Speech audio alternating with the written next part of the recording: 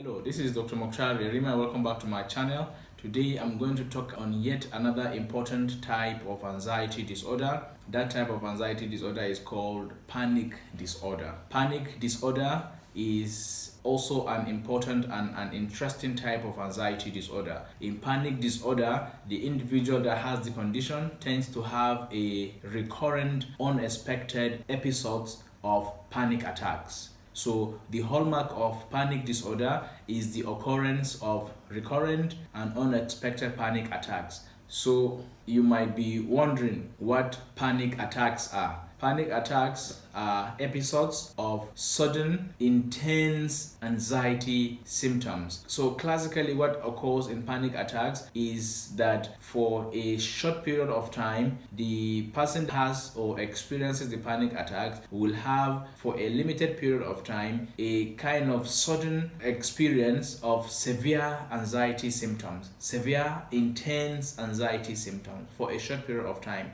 And from the time that the anxiety symptoms start to the time that the person experiences the most severest anxiety symptoms to the time that he completely recovers from those anxiety symptoms is just in a matter of minutes. Usually they reach their peak within 10 minutes and they even kind of completely go away after a few minutes. So if that is the kind of experiences you have, then perhaps you have a panic attack. So like I said, panic attacks are episodes of sudden and intense severe anxiety symptoms which characteristically present as fear and apprehension together with palpitation, racing heart, sweating, shortness of breath, dizziness, and lightheadedness, tingling sensations or numbness in some parts of the body, maybe the hands or the legs or some other parts of the body, experiencing chills or hot flushes in some parts of the body, choking sensation, feeling as if you're going to choke on something, chest pain. So all these are some of the symptoms that accompany that intense sudden occurrence of fear and apprehension that occurs in panic attack. So essentially, the individual that experiences panic attacks will, out of the blues, unexpectedly, without any warning, have a very severe and intense fear and apprehension that is accompanied by palpitations, which we said is getting aware of the beating of the heart, and the heart will be beating very fast, and the person, in addition to being aware of the beating of the heart, would notice that his heart is beating very fast. The person is going to be sweating. There is also going to be associated shortness of breath. The person would as well have tingling sensations or feeling numb in some parts of the body. The person will begin to have chills, kind of feeling cold, or at other times, or in some people, they tend to have hot flushes in which as if something hot is being blown on their body. They might also have experience of dizziness or lightheadedness together with choking sensation and chest pain. Now, these anxiety symptoms also do not last forever. They last minutes. So essentially, these are the symptoms of panic attacks. But in addition, there are a number of thoughts that are simultaneously going through the mind of the person that has a panic attack. So while he's having all those symptoms of fear,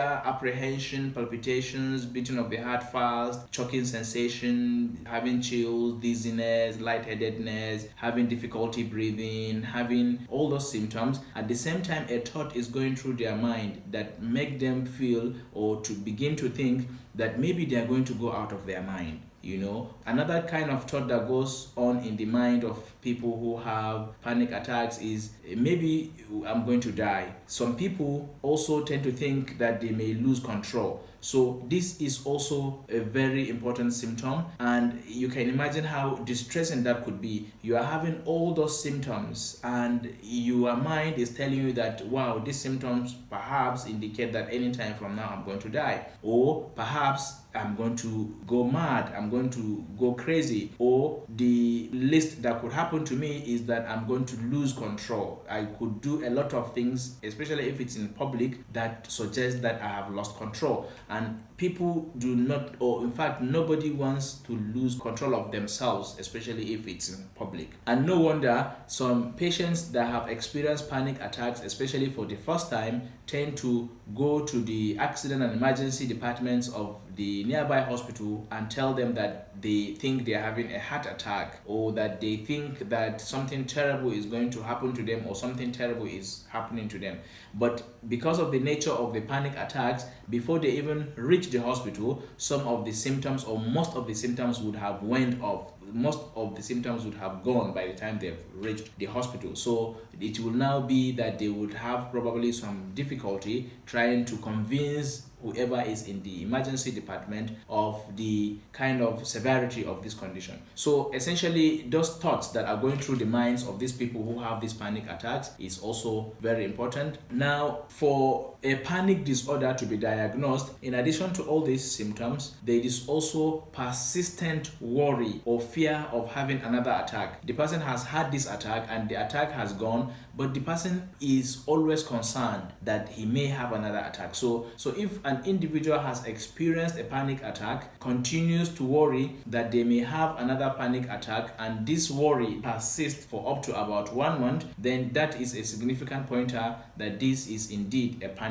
disorder. Or sometimes the individual might not persistently worry about the recurrence of these panic attacks, but sometimes they tend to kind of engage in some certain behaviors which they think if they do them, or if they do not do them, they might avoid the recurrence of this condition. So some people, if their first panic attack occurs maybe in public, maybe it happens at a shopping mall, so and maybe their mind will now be telling them, okay, don't go to the shopping mall. So trying to avoid those places, or trying to avoid anything, or trying to do something in order to kind of avoid the recurrence of the panic attacks is also a significant pointer that this is probably a panic disorder. Furthermore, the presence of distress. Imagine having all these symptoms. Imagine suddenly out of the blues you begin to have a severe fear, a very intense fear and apprehension, together with all those symptoms we've mentioned. Your mouth is dry, your heart is beating, you're having a choking sensation, you're not able to breathe very well, you are having chilly or hot flushy sensation, you are having dizziness, lightheadedness. Imagine all of a sudden within a few minutes having all those symptoms, and also thinking in your mind, in your head, that you might die, or you might go crazy, or you might lose control and do some things in public. Now, all those symptoms seem like very distressing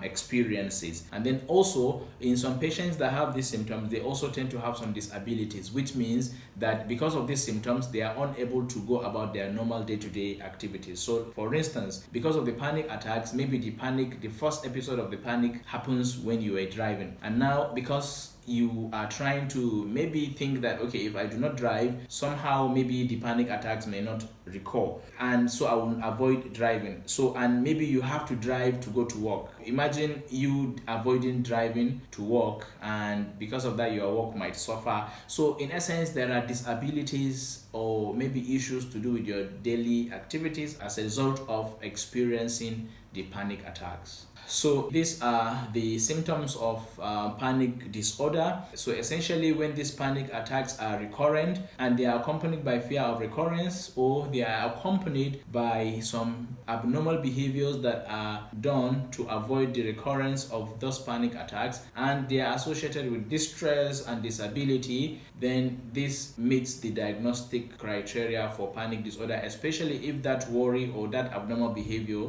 that accompanies the panic attacks have lasted for up to 1 month. So panic disorder is also a common disorder. All anxiety disorders actually are some of the most common mental health conditions, but panic disorder in particular is also a common disorder, and it has been found that it is twice as common in women than in men for some reasons. So what are the problems associated with panic disorder? We've highlighted the fact that it might result in significant distress. The person is distressed by having these symptoms. Of course, it is obvious that these kind of symptoms are actually very distressing, Another kind of problem is that the condition might result in significant disability, in which because of the symptoms or because of the condition you're unable to go about your life, you are unable to do your normal social engagements or normal work or academic activities. Now, one other significant problem that also tends to occur commonly in people who have panic disorder is that they tend to worry a lot about the possibility of having a medical condition,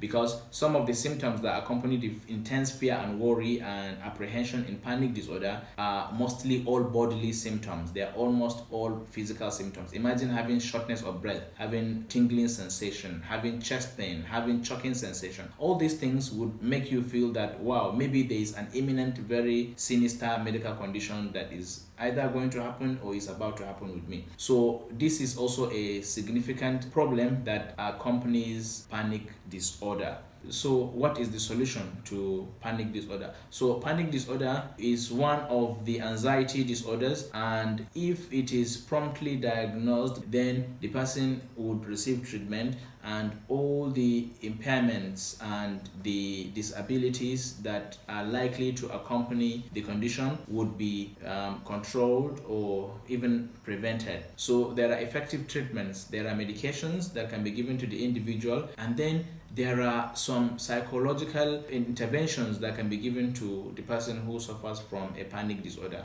In the hospital, we tend to do a lot of investigations because of all those physical symptoms or of all those bodily symptoms we've mentioned. A lot of tests and investigations are usually ordered to make sure that the person does not have a medical condition that explains the symptoms, or at least the symptoms are not as a result of a truly underlying sinister medical condition. So cardiovascular diseases especially and respiratory diseases are usually evaluated for and are ruled out. So by and large, these are some of the few things that we should know about panic disorder. That's it for today. See you another time.